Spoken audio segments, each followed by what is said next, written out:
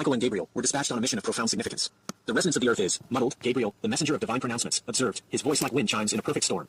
There's a dissonance within the human spirit, a static that obscures the divine signal. Michael, the warrior and champion of righteousness, nodded, his gaze distant, piercing through veils of reality. The Lord's instruction is clear. We must seek the source of this distortion. He suspects a deeper entanglement than mere human failing. The Garden of Eden, their journey was a descent, a passage from pure light into a realm still clinging to the memory of paradise, yet now shadowed by the weight of millennia. Wild Eden, though hidden from mortal eyes, remained a sanctuary, a living testament to creation's dawn. As they approached its veiled perimeter, the air grew heavy, not with the sweetness of primal innocence, but with a faint, cloying scent of decay, like forgotten metal mingling with ancient earth.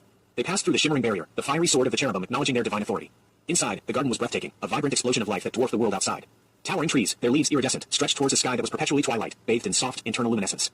Crystal streams sang through untouched groves. Yet, beneath the beauty, an unsettling quiet pervaded, a profound lack of the lively, innocent hum that should have filled such a place. The animals moved with a subtle wariness, their ancient instincts dulled by an invisible presence. This is not as it should be, Michael murmured, his hand instinctively going to the hilt of his celestial blade, though it remained sheathed. The vitality is here, but the spirit, it feels suppressed. Gabriel, usually focused on communication, was now attuned to subtler currents.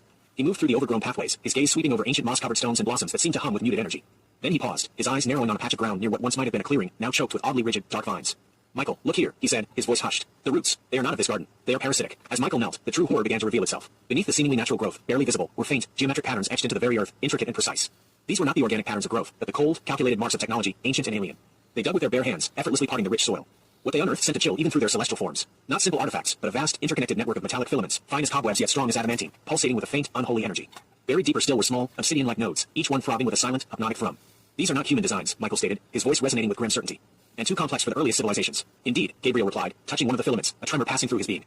This is a psychic conduit. And these nodes, he pointed to the obsidian devices. They are resonant emitters. They amplify and broadcast thought, emotion, and desire. As they unearthed more, the scale of the hidden network became horrifyingly clear. It crisscrossed the entire garden, tapping into its primal life force, then extending far beyond its boundaries, a vast, invisible web spread across the entire earth. It was an ancient, sprawling nervous system, feeding on humanity's collective consciousness. They have been here since the expulsion, Michael deduced, a flash of righteous anger in his eyes. When the Lord's direct presence receded, when humanity stumbled into the knowledge of good and evil, they built this. Lucifer's army. Gabriel's face, usually serene, was etched with understanding and sorrow. They didn't need to manifest openly, did they? They didn't need to wield swords or magic in the visible world. They merely needed to subtly manipulate. They saw it then, laid bare before them. The seeds of discord, the filaments hummed with echoes of suspicion, fear, and division, emotions amplified and directed, subtly nudging humanity towards conflict, intolerance, and a constant state of unrest. The lure of greed, the resonant emitters amplified desires for power, wealth, and material possessions, morphing natural human ambition into insatiable avarice that fueled empires and exploitation. The shadow of doubt, whispers of nihilism, despair, and self-loathing, subtly undermining faith, hope, and humanity's inherent connection to the divine. This was the static Gabriel had first sensed. The illusion of freedom. Humanity believed itself free, making its own choices, but these hidden instruments of Lucifer's fallen legions had been subtly influencing their collective psyche for millennia, twisting perceptions, whispering suggestions into the subconscious mind, turning virtue into vice and truth into relativism. They never left the garden, not truly, Michael said, his voice low and dangerous. They merely retreated into the shadows of its power, weaving their web from the very source of human potential. This is their grand deception. Gabriel looked out across the world, seeing the wars, the famine, the endless cycle of human suffering, now understanding the subtle current that had guided much of it. And Armageddon, it is not just a final battle for Earth, is it? It is the culmination of their final, most desperate manipulation, to push humanity to destroy itself, believing it is its own choice, while they remain hidden, victorious in the shadows. The truth was stark, cold, and utterly horrifying. The fall of Adam and Eve was merely the first domino. For millennia, Lucifer and his legions had not just tempted humanity from outside, but had been subtly controlling it from within the very heart of its lost paradise, amplifying its weaknesses, twisting its strengths, and steering its trajectory towards self-destruction, all while remaining unseen, masked by the very sanctity of Eden's memory. The silence that followed was broken only by the faint, insidious hum of the buried artifacts. Michael and Gabriel understood their true mission now. Armageddon would not merely be a battle of armies, but a reckoning with the very source of humanity's unseen bondage. The war was not just for the world, but for the very soul of mankind, still held captive by the silent, ancient puppeteers of the hidden garden. A grim resolve settled upon Michael and Gabriel. The horrifying truth of the hidden network within Wild Eden was a blow, but also a clarifying revelation. Their initial mission to merely seek the source of distortion had now escalated to an immediate, profound threat to all creation. The very definition of Armageddon had shifted from a battle of armies to a battle for the very soul of humanity, currently bound by unseen chains. This changes everything. Michael finally broke the silence, his voice a low thunder. The purity of the garden, this sanctuary, violated for millennia. Their influence is deeper, more insidious than we ever conceived. His celestial blade, once sheathed, now pulsed with a faint, eager light, reflecting the righteous fury building within him. Gabriel, ever the strategist of divine communication, touched the pulsating filaments again, his mind racing.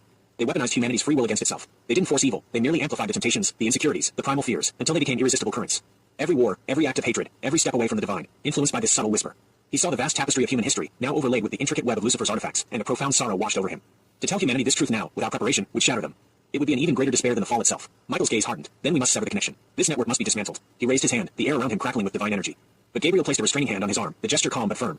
Not yet, brother, Gabriel cautioned. A direct assault here, while they are active and connected to humanity's collective mind, could cause an irreversible psychic shockwave.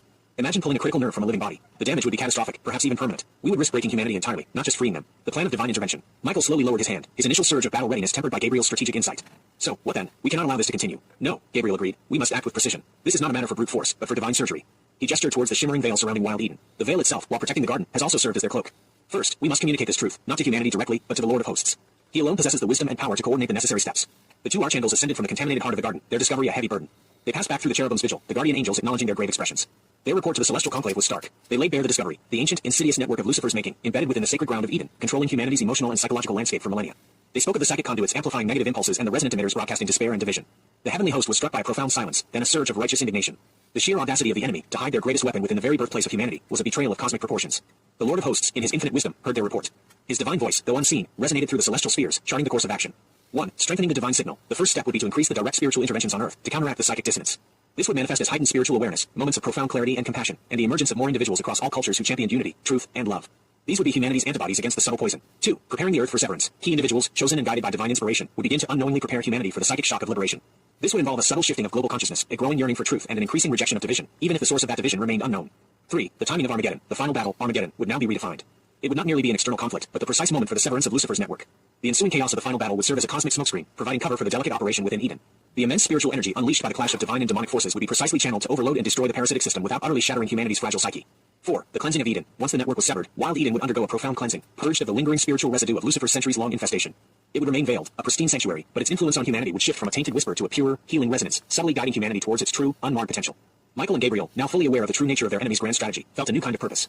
The fight was not just against visible armies, but against an ancient, invisible tyranny that had shaped human history. Armageddon would not just be a war, it would be a cosmic liberation.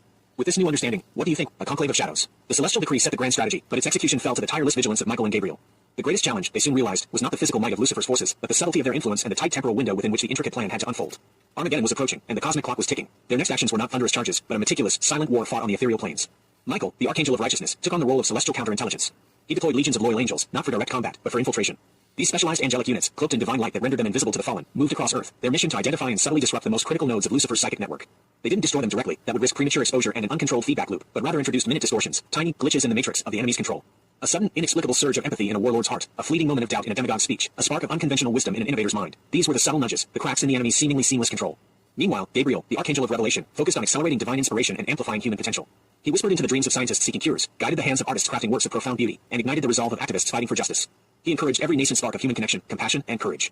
These were the antibodies the Lord had spoken of, strengthening humanity's collective immune system against the pervasive psychic infection. He also worked to prepare a select few human vessels, individuals of extraordinary spiritual fortitude, to unconsciously withstand the coming psychic shockwave, future leaders, healers, and thinkers who would guide humanity through the aftermath. The Crucible of Armageddon, a symphony of severance. As the prophesied time of Armageddon drew near, the spiritual tension on Earth became almost unbearable. The subtle distortions introduced by Michael's angels amplified the pre-existing chaos, creating a cacophony of conflicting energies. Wars flared, ideologies clashed, and humanity seemed to teeter on the brink of self-destruction. This was the cosmic smokescreen, a world so engulfed in its own perceived turmoil that it would not notice the true battle being waged at its heart. The day came. The skies above wild Eden, still veiled from human sight, writhed with unseen forces. Below, on Earth, the final battles of Armageddon raged, a crescendo of human conflict that, paradoxically, provided the necessary energetic cover. Inside wild Eden, Michael and Gabriel stood ready. The ground beneath them pulsed with the insidious hum of Lucifer's network.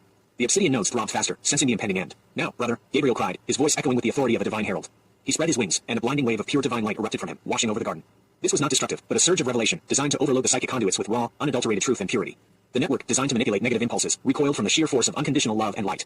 Simultaneously, Michael unleashed his own power. He raised his celestial blade, not to strike, but to act as a conduit.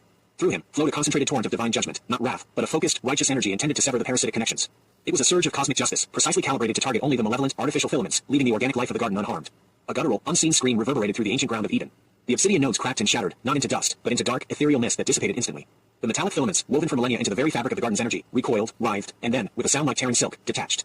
The parasitic network, the grand deception of Lucifer's army, was finally severed from the earth. The dawn of a new humanity. As the last tendrils of the network dissolved, a profound silence descended upon wild Eden, a silence that was not empty, but filled with a new kind of peace. The cloying scent of decay vanished, replaced by the pure, invigorating aroma of chlorophyll and living earth. The animals within stirred, their ancient instincts reawakening, their eyes reflecting a clarity long lost. Outside, the last echoes of Armageddon's conflict faded. The world was scarred, yes, but the deeper psychic wound had been cauterized. Humanity, though exhausted and confused by the intensity of the recent conflicts, felt a subtle shift, a lifting of an unseen burden. The constant static, the subtle whispers of division and despair, had ceased.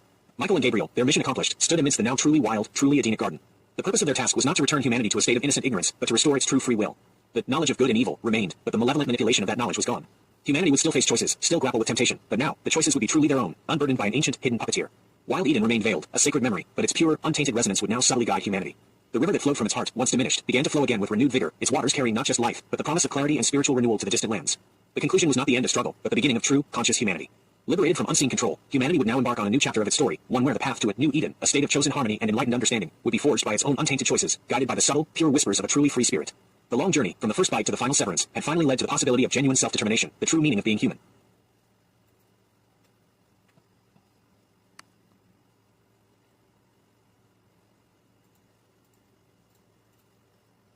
Epilogue. Echoes of choice. Centuries unfolded in the wake of the Great Severance. Humanity, unknowingly